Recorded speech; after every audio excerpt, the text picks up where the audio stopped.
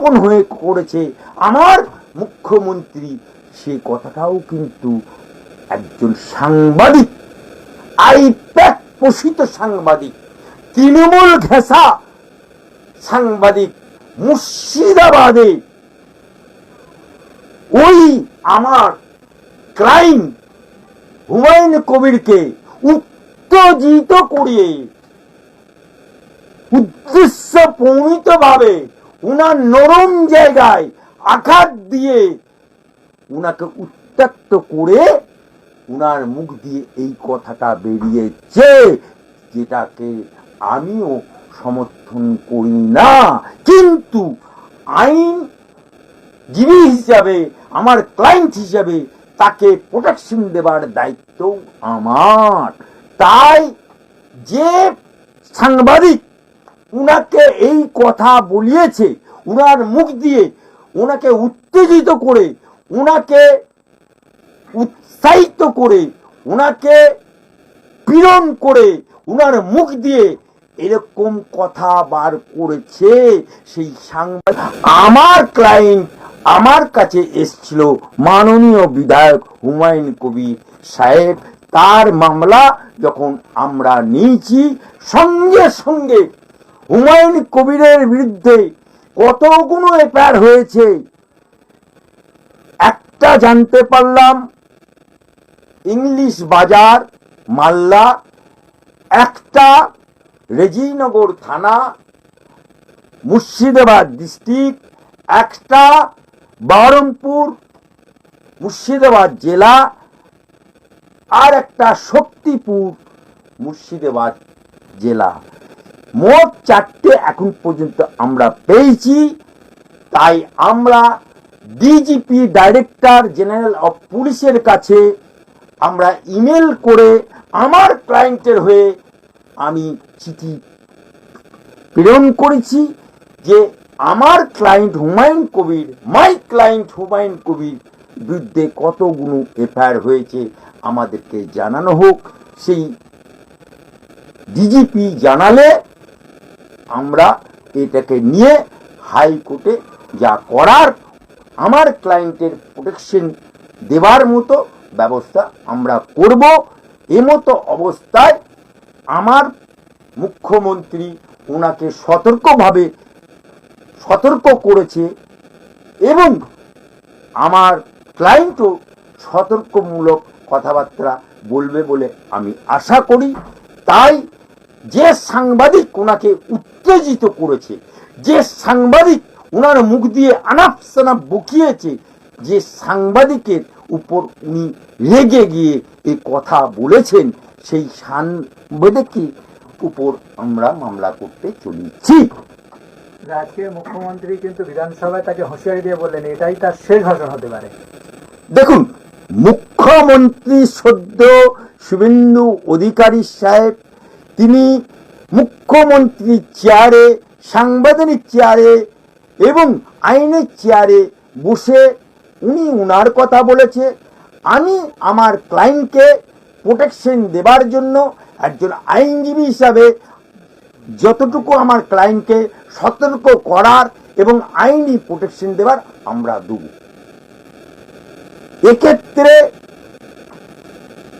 আইন সবকে লিয়ে বরাবর। আমি বলে দিচ্ছি, মমতা ব্যানার্জির আমলে ডিজে বাজাবো 4 তারিখ কানে দিজিয়ে ডিজে বাজবে। দিল্লির কোন বাপ বাঁচায়, বিজেপির কোন বাপ বাঁচায়, এই কথা তো আমার ক্লায়েন্ট বলেনি। আর আজকে তৃণমূল নেতাদের বাড়িতে খুঁজলে কলকাতা থেকে শুরু করে মুর্শিদাবাদে, অপূর্ব থেকে শুরু করে সাগরদিঘি থেকে বাইরন বিশ্বাস থেকে শুরু করে সমস্ত তৃণমূলের পঞ্চায়েতের মেম্বার থেকে শুরু করে জেলা পরিষদ থেকে এমএলএ, কোটি কোটি টাকা, মহিলা নেত্রী ধরা পড়লে টাকা পয়সা, বিছনার চাদর থেকে শুরু করে এমনকি কন্ডম পর্যন্ত হুমায়ুন কবিরকে তো কেউ দুশ্চরিত্র বলতে পারবে না, হুমায়ুন কবিরকে কেউ নারী ঘটিত চরিত্রহীন বলতে পারবে না, হুমায়ুন কবিরকে কেউ বলতে পারবে না টাকা মেরে খেয়েছে, কেউ বলতে পারবে না ইডি যেতে পারবে না, কোনো সিবিআই তার বাড়িতে যেতে পারবে না। তাই মামলা হয়তো হতে পারে, রাজনীতি করতে গেলে শুভেন্দু অধিকারী আজকে যিনি মুখ্যমন্ত্রী, আমার হাইকোর্টে 108 বার এসছে, 108 বার এসছে, তাহলে মমতা ব্যানার্জি কত মামলা দিয়েছিল শুভেন্দুর বিরুদ্ধে?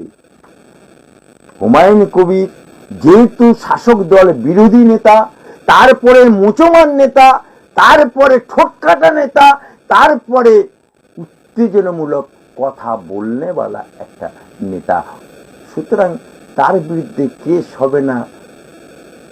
কেস কেসের জায়গায় থাকবে, আইন আইনের জায়গায় থাকবে।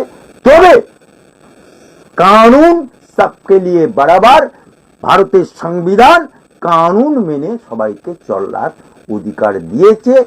আমার ক্লায়েন্টকে বলবো, কানুনকে সংবিধানকে শ্রদ্ধা করে রাজনীতির বক্তব্য দেওয়া দরকার, এবং সাংবাদিকরা তোমাকে প্ররোচনা দিয়ে কথা বললে সাংবাদিকের প্ররোচনায় পা না দিতেই বারণ করব, এবং যে সাংবাদিক তোমাকে ওই কথা বলিয়েছে সেই সাংবাদিককে ছোড়েগা নেই।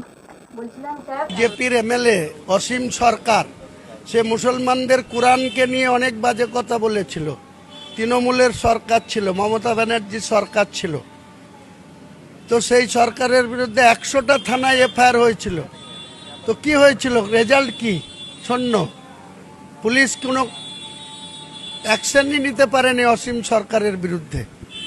কদিন আগে দিলীপ ঘোষ মুসলমানদের নামাজ পড়ার জন্য তাদের পাকিস্তানে চলে যেতে বলেছে বাংলায় নাকি কোনো নামাজ পড়ার জায়গা নাই, কেউ নামাজ পড়তে চাইলে দেশ ছেড়ে অন্য দেশে চলে যাক।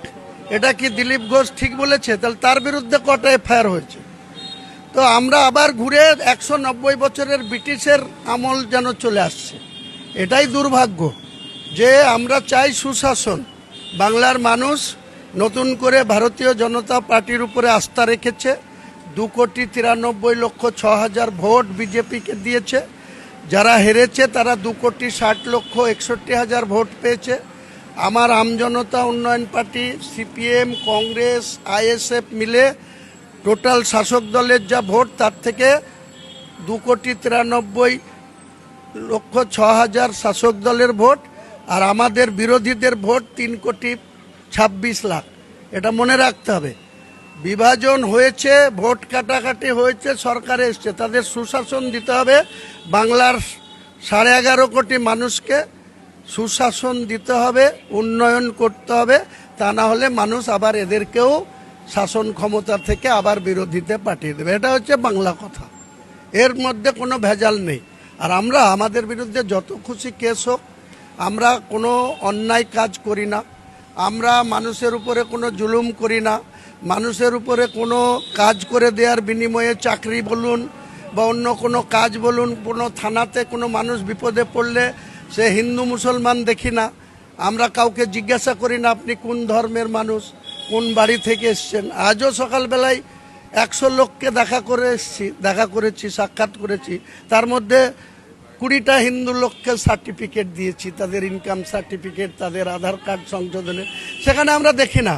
কিন্তু আমাদেরকে যখন কেউ অন্যরকম ট্রিটমেন্ট করতে চায়, আমি তাকে রিয়াত করি না, আর করবও না।